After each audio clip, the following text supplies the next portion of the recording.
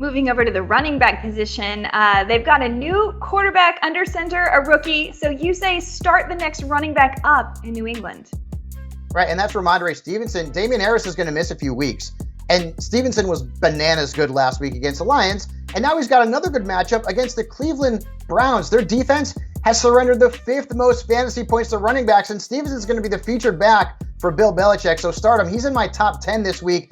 I also like Breece Hall. He's really taken over as the Jets' top running back ahead of Michael Carter. Look at the numbers over the last 3 weeks. He should have scored 2 touchdowns in addition to the one he had last week, but he got tackled at the 1-yard line. They brought in Michael Carter twice. The Packers defense has allowed 4 running backs to score 13-plus fantasy points this season, including 3 who have gone over 15. So Breece Hall is a good play. And one other quick play, Eno Benjamin. If you picked him up off the waiver wire, start him this week. A lot of questions about what to do about Najee Harris. Of course, he had a tough matchup last week versus Buffalo, but it doesn't really look any easier this week versus Tampa Bay, right? I can't believe I have him as a sit. He was so good last year. I really wish Ben Roethlisberger were back, just for selfish fantasy purposes. But Najee Harris, averaging 10.3 fantasy points per game. That's been terrible. He's been awful the last 2 weeks, scoring 14 points combined.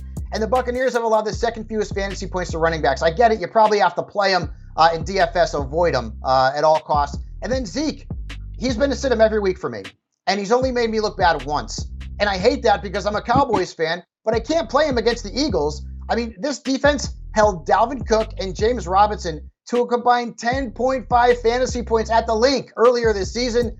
Zeke is a fade. I think Tony Pollard's probably a better play at this point, but I'm not playing Ezekiel Elliott as much as it pains me.